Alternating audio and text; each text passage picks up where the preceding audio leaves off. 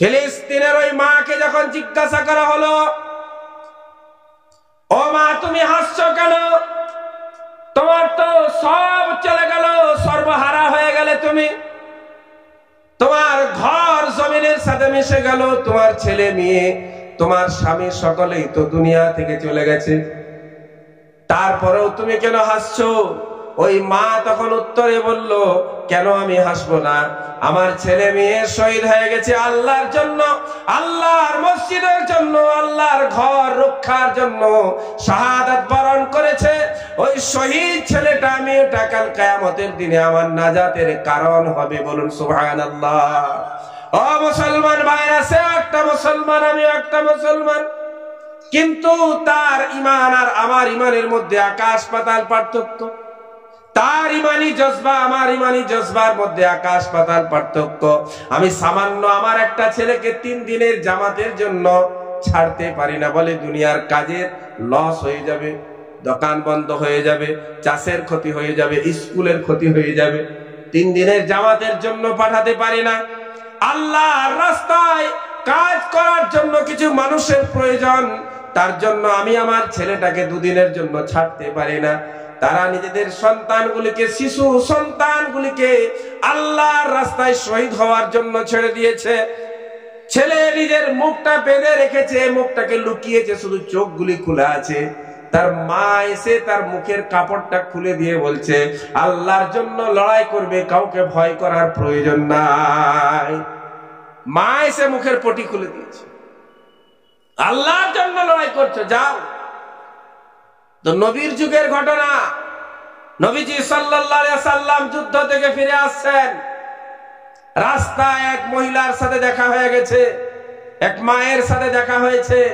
মা কাঁদছে, চোখ থেকে টস টস করে আঁসু পড়ছে। নবীজি সাল্লাল্লাহু আলাইহি সাল্লাম জিজ্ঞাসা করলেন, ও আল্লাহর বান্দি, তুমি কাঁদছো কেন?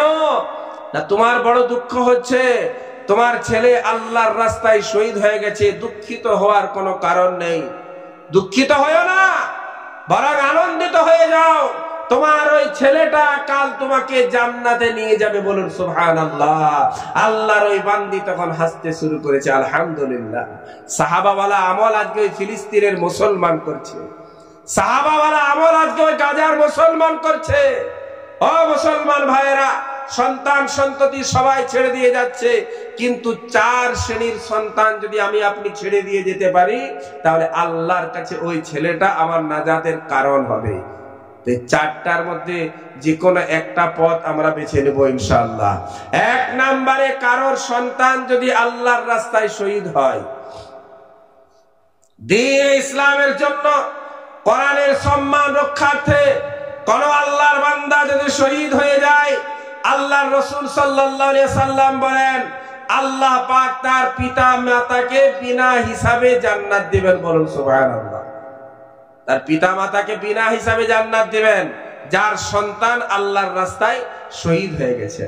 1 নাম্বার, যদি পারি তাহলে আমি আমার ছেলেটাকে আল্লাহর জন্য কুরবান করব, দ্বীন ইসলামের জন্য কুরবান করব।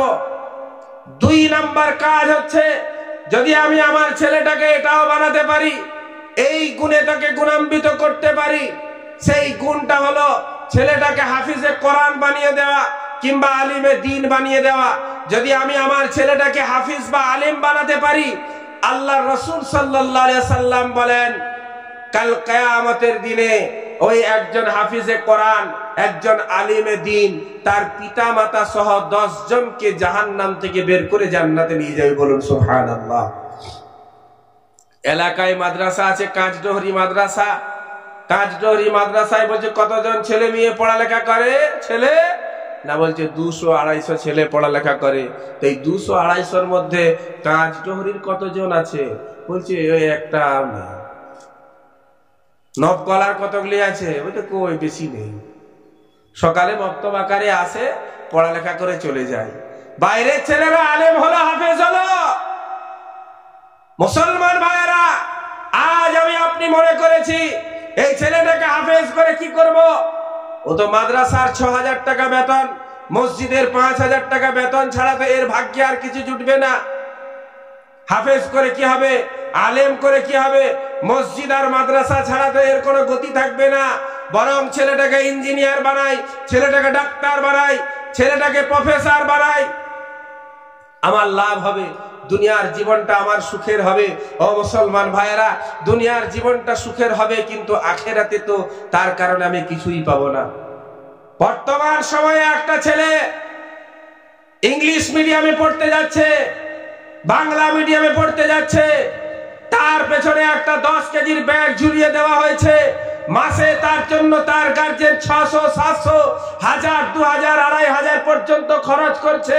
গাড়ি ভাড়া আলাদা, স্কুলের ফিস আলাদা, বাচ্চার ফিস আলাদা, সব কিছু বহন করার জন্য সে গার্জেন প্রস্তুত।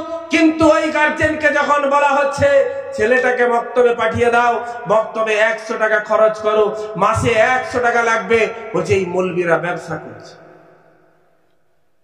মৌলবীরা ব্যবসা শুরু করেছে। মক্তব নয়, এটা মৌলবীরা দেখছে আর কোথাও কোনো রাস্তা নেই, তাহলে কি করে একটা মক্তব করা, না মক্তবে ছেলে মেয়েদেরকে পড়া।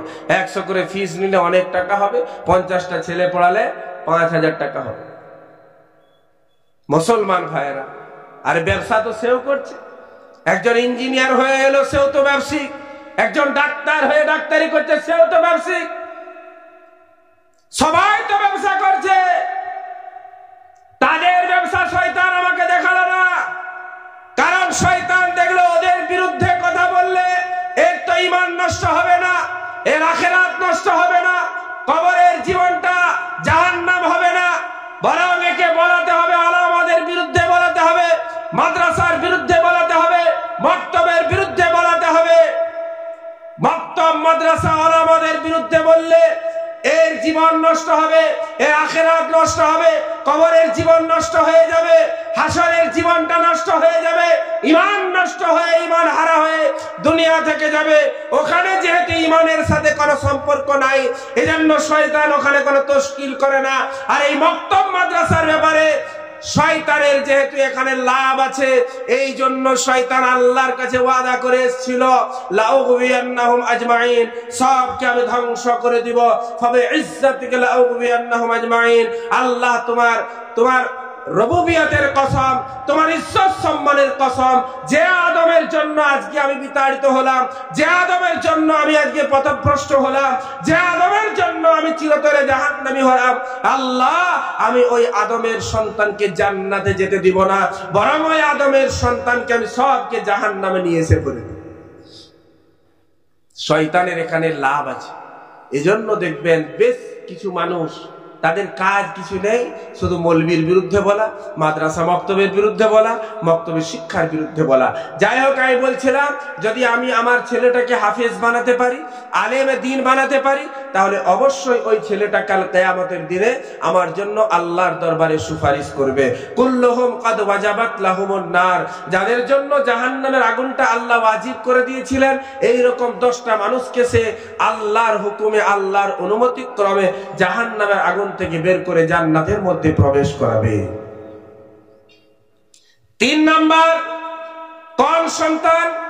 নবীজি সাল্লাল্লাহু আলাইহি ওয়াসাল্লাম বলেন 3 নম্বরে হচ্ছে ওই সন্তান মা বাপের জান্নাতের কারণ হবে যে সন্তান নাবালক অবস্থায় মারা গেছে।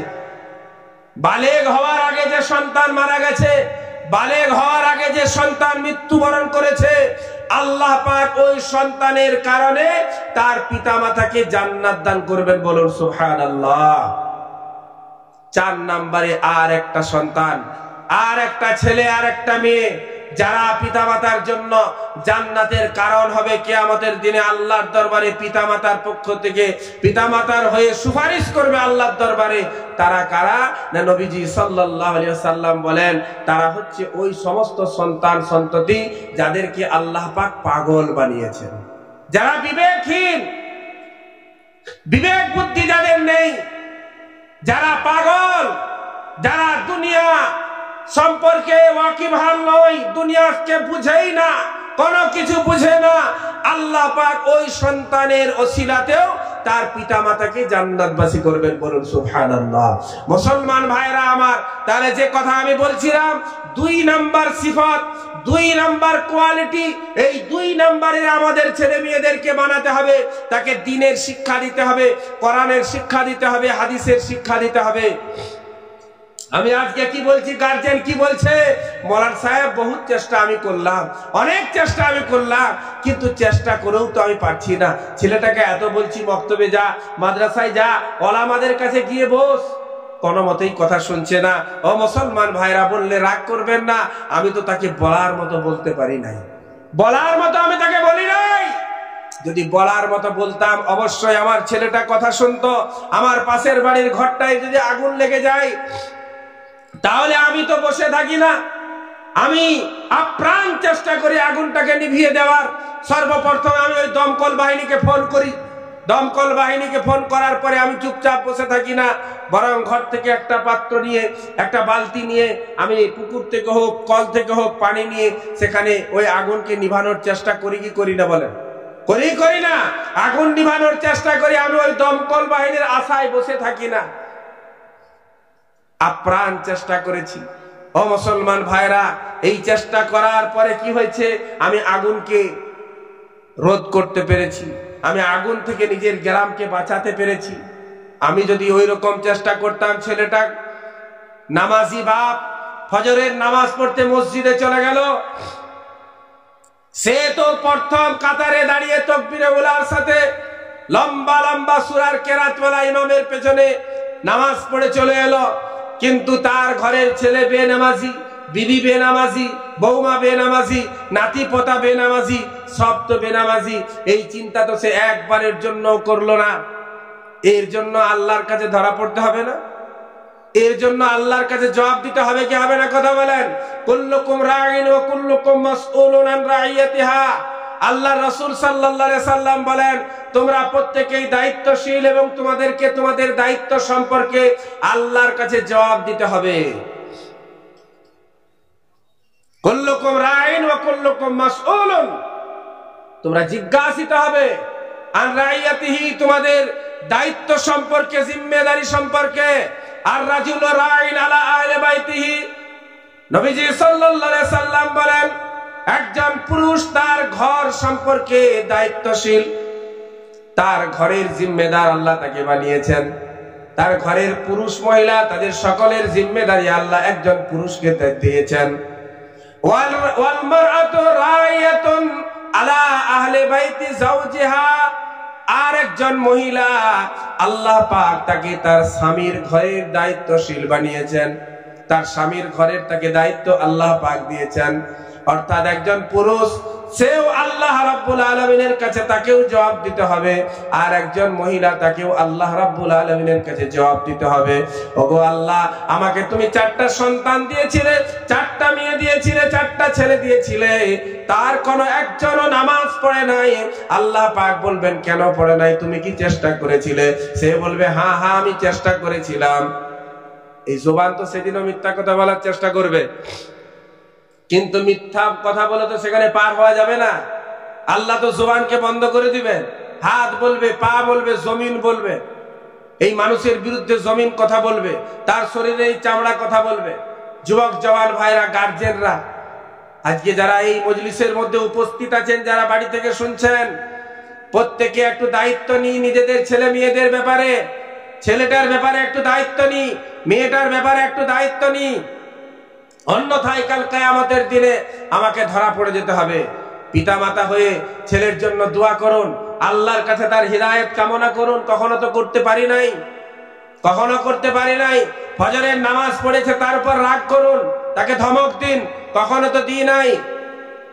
জমিতে কাজ করতে বলেছি, সময় মতো যদি জমিতে না যায়, ব্যবসার জায়গায় যদি সময় মতো না পৌঁছাতে পারে, তার জন্য পিতা মাতা রাগ করে, গার্জিয়ান রাগ করে। কিন্তু ছেলেটা আমার নামাজ পড়তে গেল না, জোহর কাজা হলো, আসর কাজা হলো, মাগরিব এশা কাজা হলো, ফজরে তো ঘুম থেকেই উঠলো না, কখনো তো আমি বলি নাই। আমি নিজে কোরআন তেলাওয়াত করতে জানি, কিন্তু আমার ছেলেটা কোরআনটা পড়তে পারে নাই। কাল কিয়ামতের দিনে এই কোরআন আমাকে ছেড়ে দিবে, কোরআন আল্লাহর কাছে আমাকে ধরবে, আমার পাকড়াও করবে। যে আল্লাহ একটা কোরআন কিনেছিল 350 টাকা দিয়ে, ঘরের মধ্যে জানালায় তুলে রেখেছিল, জীবনে একদিনের জন্য পড়ার সুযোগ হয়নি, পড়ার চেষ্টাও করেনি। এই কোরআনের বদদুয়ার কারণে, কোরআনের অভিযোগের কারণে আমার জাহান্নাম ছাড়া কোনো গন্তব্যস্থল আমি আর পাবো না সেদিন। তাই এটা গনিমত মনে করুন, এটা একটা সুবর্ণ সুযোগ মনে করুন যে এলাকায় একটা মাদ্রাসা আছে এবং এলাকায় বিভিন্ন জায়গায় মক্তব চলছে। 17টি এলাকায় মক্তবের খুব জোর মেহনত চলে।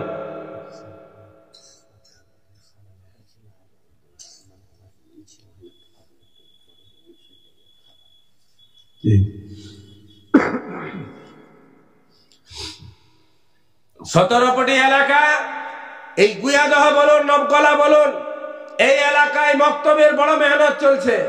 তা আমরা যদি একটু সচেষ্ট হই তাহলে ছেলেটাকে মক্তবের শিক্ষা দিয়ে দিলে কালচারটা যখন আমি তাকে দিয়ে দিব, সে অবশ্যই নামাজি হবে, সে বেনামাজি হবে না, তার কাছে কোরআনের আলো জ্বলবে। তাই আমি একারিয়ায় বলি প্রায় সময় যে মক্তব আমার ছেলেটাকে আলেম বানাতে পারবে না, মক্তব আমার ছেলেটাকে হয়তো হাফেজ বানাতে পারবে না, কিন্তু মক্তব একটা জিনিস পারবে, বড় লোকের হাতে একটা বড় মাপের টর্চ লাইট থাকে, বড় লোকের হাতে একটা বড় মাপের টর্চ লাইট থাকে, 200-500 টাকা দামি একটা লাইট ব্যবহার করে, কিন্তু গরিব মানুষ, তার কাছে 500 টাকা নেই, তার কাছে 400 টাকা নেই ওই বড় মাপের টর্চ লাইট কেনার জন্য। তার কাছে আছে মাত্র 10টা টাকা। ওই 10টা টাকায় কি করবে না, 10টা টাকায় সে দোকানে গিয়ে এখন দেখবেন 10 টাকাওয়ালা লাইট বেরিয়েছে, আছে কি নাই?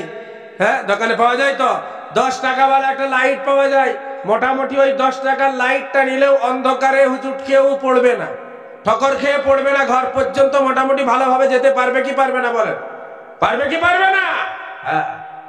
এই মক্তব বড় টর্চ লাইট হয়তো দিতে পারবে না আমার ছেলেটাকে, এই 10 টাকার টর্চ লাইট একটা মক্তব আপনার ছেলে মেয়েকে দিতে পারবে।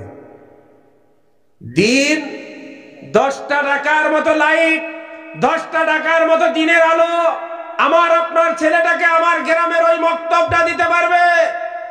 যে জ্ঞান, যে শিক্ষাটা কোনো ইংলিশ মিডিয়াম দিতে পারবে না, ইউনিভার্সিটি দিতে পারবে না, কলেজ দিতে পারবে না, স্কুল দিতে পারবে না, বাংলা মিডিয়াম দিতে পারবে না, যাদের ড্রেস আলাদা, যাদের ব্যাগ আলাদা, যাদের ব্যাচ আলাদা, যারা ওই যে গাড়িতে যায় গাড়ি আলাদা, সব কিছুই তাদের উন্নত মানের, উন্নত কোয়ালিটির। কসম খোদার করে বলি মুসলমান ভাইয়েরা, আপনি যদি ওই সাথে নিজেকে ভাসিয়ে দেন, নিজের ছেলেটাকে মেয়েটাকে ভাসিয়ে দেন যে এটা হলেই আমার জন্য যথেষ্ট, আমার জন্য দ্বীন ইসলামের প্রয়োজন নেই, আমার জন্য কোরআন শিক্ষার প্রয়োজন নেই, আমার ছেলের জন্য নামাজ শিক্ষার প্রয়োজন নেই, খোদার কসম করে বলি একটা দিন এমন আসবে ছেলেটা মাতাল হবে, ছেলেটা গাঁজাখোর হয়ে যাবে, ছেলেটা লটারির ব্যবসায়িক হবে, ছেলেটা লটারি কিনবে, কারণ তার কাছে যে ভালো পথটা তাকে দেখাবে সেই জিনিসটাই তো তার কাছে নেই।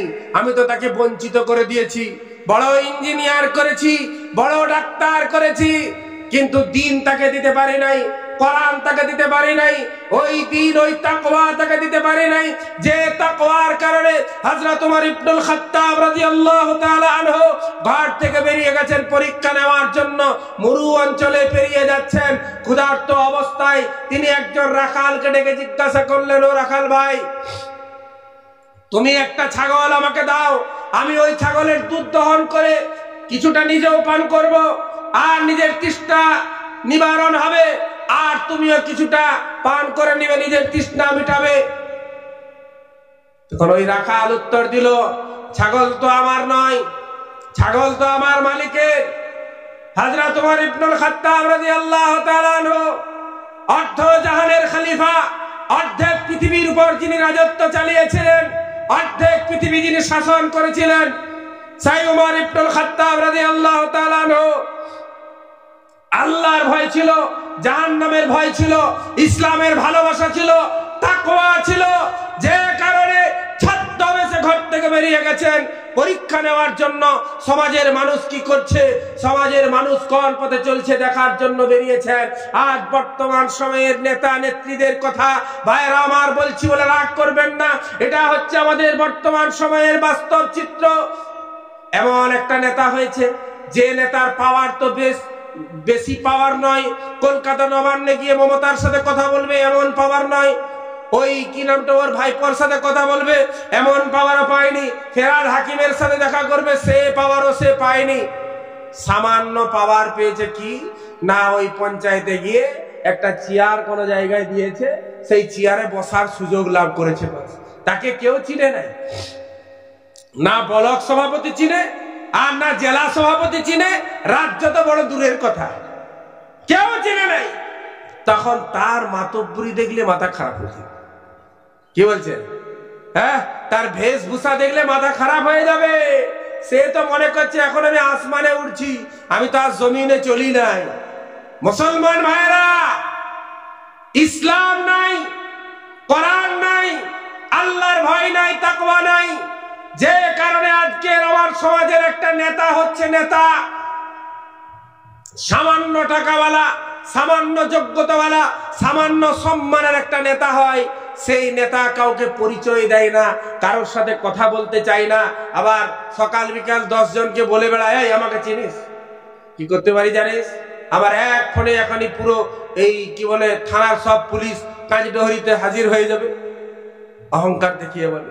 ওমর ইবনুল খাত্তাব রাদিয়াল্লাহু তাআলা আনহু অর্ধ জাহানের খলিফা, অর্ধ জাহান যিনি, পৃথিবীর অর্ধভাগ যিনি শাসন করেছেন, ক্ষমতা যিনাকে আল্লাহ দান করেছিলেন, এবং যার জন্য আল্লাহর রাসূল সাল্লাল্লাহু আলাইহি সাল্লাম বলেছিলেন লাউ কানা বাদি নবিয়্যুন লাকানা ওমর, আমার পরে কেউ যদি নবী হতো তাহলে হতো সে ওমর।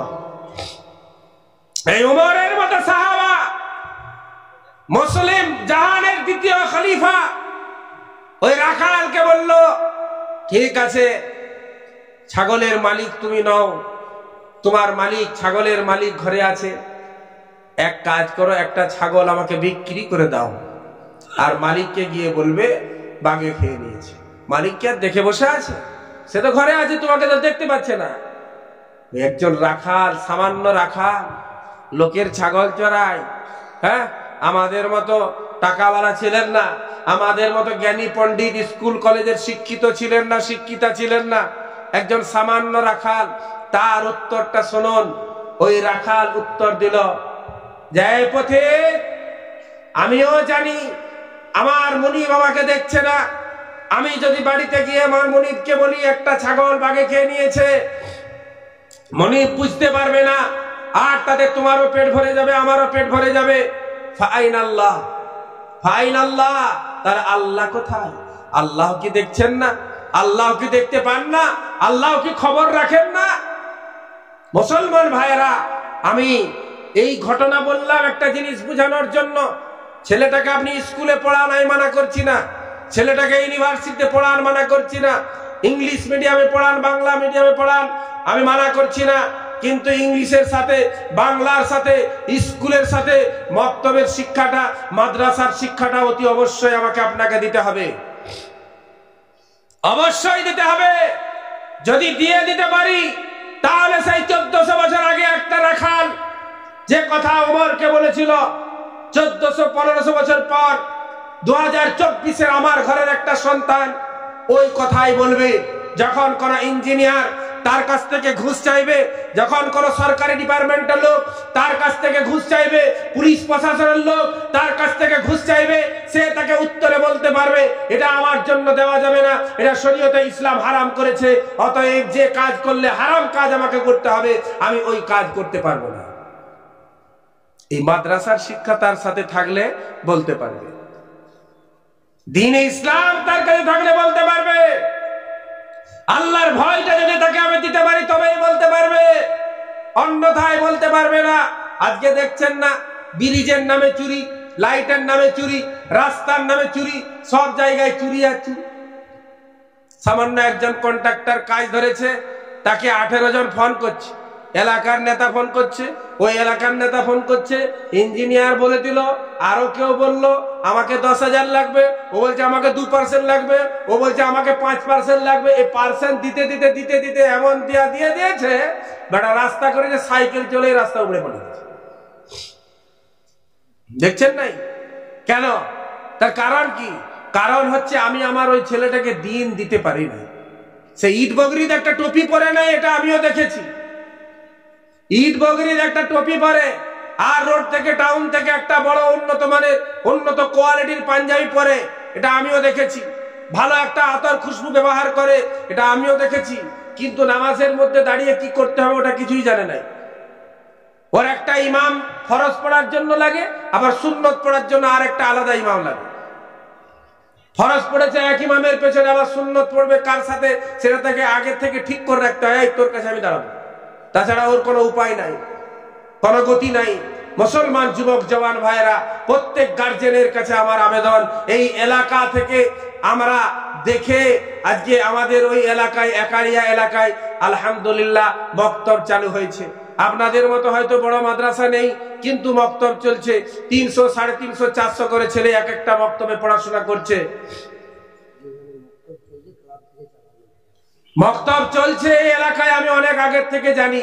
তো মক্তবের সাথে প্রত্যেকটা ছেলেকে জুড়বো ইনশাআল্লাহ। রাজি আছেন? সকলেই রাজি আছেন?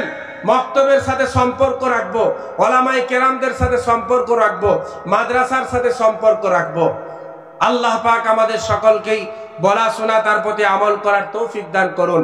আমি একটা হাদিস পড়েছিলাম, এটা তরজমা করে আমি শেষ করে দেব, সময় হয়ে গেছে। নবীজি সাল্লাল্লাহু আলাইহি সাল্লাম বলেন, ইন্নাল্লাহা লা ইয়াকবিজুল ইলমা ইনতিজাআন ইয়ানতাজিউহু মিনাল ইবাদ। আল্লাহ পাক এই পৃথিবী থেকে ইলমকে তুলে নেবেন, দ্বীন ইসলামের শিক্ষাকে তুলে নেবেন। না কিভাবে তুলবেন? কিভাবে তুলবেন? মানুষের কাছ থেকে কাড়িয়ে নেবেন না, টেনে নেবেন না, বরং কিভাবে তুলবেন? ওয়ালাকিন ইয়াকবিজুল ইলমা বিকবজিল উলামা। আল্লাহ পাক ইলমকে তুলে নেবেন আলেমদের মৃত্যুর সাথে সাথে। বড় বড় বিজ্ঞ আলেমদের মৃত্যু হয়ে যাবে, আল্লাহ পাক এইভাবে ইলমকে তুলবেন। আর একটা এমন সময় আসবে যে সময় আলেম বাকি থাকবে না, মানুষ সাধারণ মানুষদেরকে মুক্তাদা বানিয়ে নেবে। আল্লাহ পাক আমাদের সকলকেই বলা শোনা উলামায়ে কেরামদের সাথে সম্পর্কযুক্ত থাকার তৌফিক দান করুন, আমিন। আমি এই বলে নিজের সংক্ষিপ্ত বক্তব্য এখানে শেষ করলাম। ওমা আলাইনা ইল্লাল বালাগ।